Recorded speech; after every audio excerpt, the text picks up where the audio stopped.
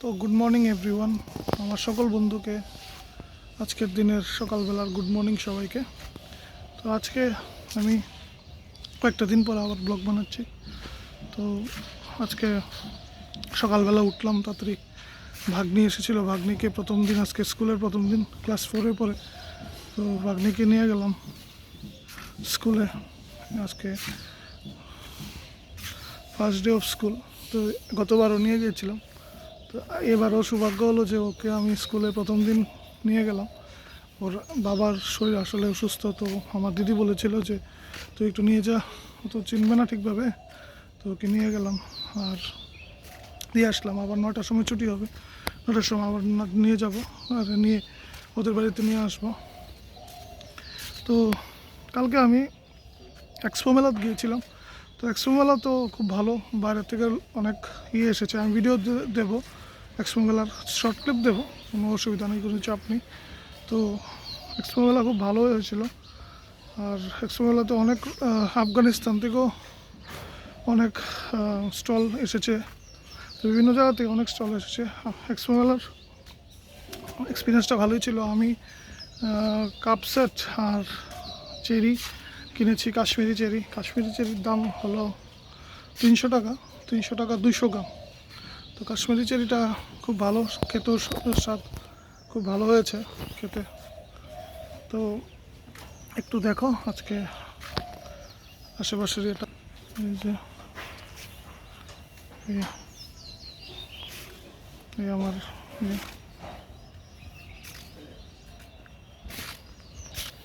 এই গাছটা, এটা লেবু গাছ, কিন্তু এটাতে অনেক দিন হয়েছে লেবু টেবু ধরে না, এত জল দিই তবুও কিছু হয় না। তো কী করা যায় বুঝতে পারছি না। এটা হলো পারিজাত গাছ, পারিজাত ফুলের গাছ, এখানেও অনেক দিন ধরে ফুল ওঠে না। তো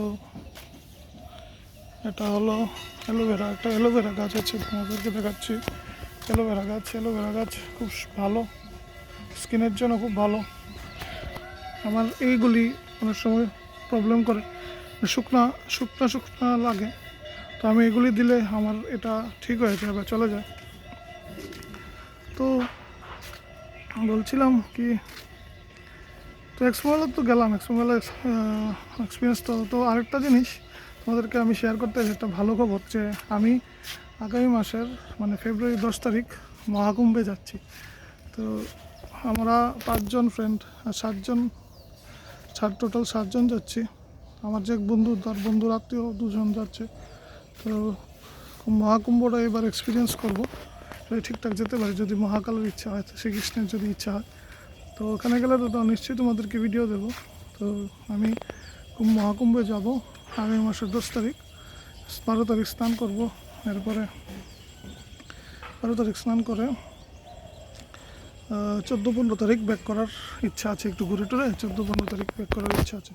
তো যাব কীভাবে আমি বলছি, আমরা আগরতলা থেকে কলকাতা প্রথমে ফ্লাইট ধরবো, সকালবেলার ফ্লাইট ধরবো, ধরে এরপরে হাওড়া স্টেশন নেমে ট্রেন দিয়ে বারাণসী জাংশন পৌঁছে ওখান থেকে প্রয়াগরাজ যাব। প্রয়াগরাজ থেকে বারাণসীর দূরত্ব গাড়িতে 290 কিলোমিটার, অনেকটাই দূরত্ব, প্রায় 290 টাকা, দূরত্ব হলো 120 কিলোমিটার। তো প্রয়াগরাজ আমরা কোনো আশ্রমে বা যদি হোটেল থাকে, হোটেলে আমরা স্টে করব। তো এটাই আর কি। এরপরে স্নান টান করে 13 তারিখ, যদি ঠাকুরের ইচ্ছা তো স্নান করবো, স্নান টান করে 13 তারিখ আমরা হাওড়া স্টেশনের জন্য ট্রেন ধরবো। ট্রেন ধরে যদি 14 তারিখ তো হবে না ব্যাক করা, 14 তারিখ যদি ট্রেন কোনো কারণে লেট হয়, তার 15 তারিখ আমরা টিকিট করে নেব, 15 তারিখের টিকিট করে নেবো 14 তারিখে পৌঁছে। তো যদি ঠিকঠাক থাকে সব কিছু, তো মা যদি ইচ্ছা থাকে মহাদেবের বা শ্রীকৃষ্ণের, সবটা একই, তাহলে আমরা যাব ইয়েতে, কী বলে, কুম্ভ বলে মহাকুম্ভ দেখতে। মহাকুম্ভটা আসলে কি, কেন মহাকুম্ভ বলা হয়, কারণ কুম্ভ হয় 12 বছর পর পর, এক কুম্ভ মেলা হয় 12 বছরে, অর্ধকুম্ভ হয় 6 বছরে। আর মহাকুম্ভ কেন, মহাকুম্ভ হচ্ছে 144 বছর। তো এক যুগ যদি 12 বছর হয়, তো 12 × 12 144, 144, মানে 12টা যুগ পরে একটা মহাকুম্ভ হয়। লাস্ট আমি যদি হিসাব করি তো 2025-এর 13 তারিখ থেকে শুরু হয়েছে, 13 জানুয়ারি থেকে মহাকুম্ভটা শুরু হয়েছে, তো এটা শেষ হবে 26শে ফেব্রুয়ারি। তো 45 দিনের মতো ধরো মহাকুম্ভ চলবে। তো এই ফেব্রুয়ারির 26 তারিখ শেষ হবে। তো 2025-এ মহাকুম্ভ হচ্ছে, তো 144 বছর ক্যালকুলেশন করলে 1800 সনে 1881-তে আমি হিসাব করে দেখলাম 1881-80-তে মহাকুম্ভ হয়েছিল। মানে কত যুগ, কত দিন আগে হয়েছিল, 1800 শতাব্দীর শেষের দিকে হয়েছিল। তো এটা আমি ভাবলাম যে আমি অনেকদিন ধরে ভাবছিলাম যে কীভাবে এই মহাকুম্ভটা অ্যাটেন্ড করার ইচ্ছা ছিল। ভারতে হচ্ছে, তাও উত্তরপ্রদেশে হচ্ছে, এত দূরেও না, কোনো বিদেশে হচ্ছে এমন না, ভারতে হচ্ছে। আর এত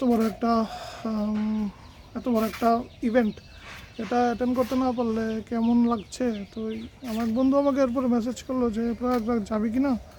তো আমি তো প্রথমে না, মানে কোনো কিছু চিন্তা না করেই বলে দিয়েছি যে আমি কিছু আর ভাবিনি বেশি একটা, TRLM-এর মতো ভুল করিনি, ডিসিশন লগের সাথে সাথে নিয়ে নিয়েছি যে না যাব, ঠিক আছে। তারপর টিকিট কাটা হলো, আমরা রাজি হয়েছি। এরপর আমাদের সাথে আরও 3 জন রাজি হলো, আরও 2 জন হলো, তো এমনি করে টোটাল 7 জন হয়ে গেল। তো দেখা যাক কী হয়, আশা করি যেতে পারবো, আর স্নানটাও করতে পারবো, মহাকুম্ভটা দেখতে পারবো। লাইফ টাইম এক্সপিরিয়েন্স আমার বংশে কেন, এই আমার কোনো আমরা পাড়াতে যতজন লোক থাকে তারা মহাকুম্ভ অ্যাটেন্ড করেছে বা কোনো কুম্ভ মেলা অ্যাটেন্ড করেছে কি না আমার জানা নেই। আমার মা বাবা তো করেনি, আমার মানে বংশের ইতিহাস নেই। আমরা যারা যাচ্ছি তাদেরও বংশের ইতিহাস নেই কুম্ভ মেলা অ্যাটেন্ড করার। একটা লাইফ টাইম এক্সপিরিয়েন্স হবে, যাবো, এখানে গেলে ভিডিও দেবো অবশ্যই।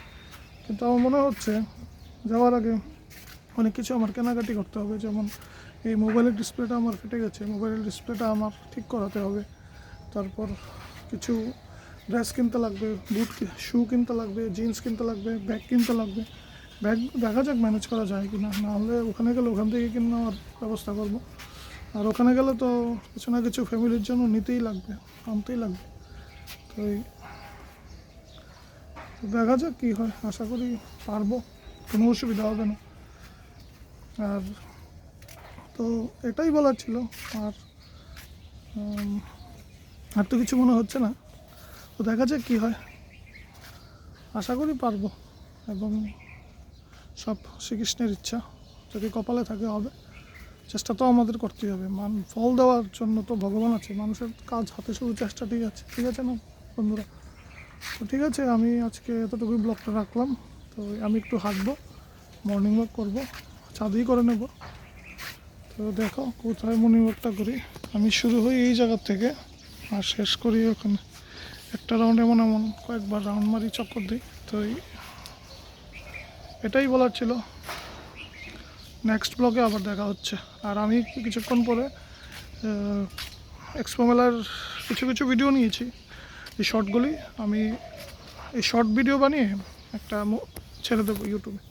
ঠিক আছে, চলো, ঠিক আছে, ভালো কাটুক সবার, বাই।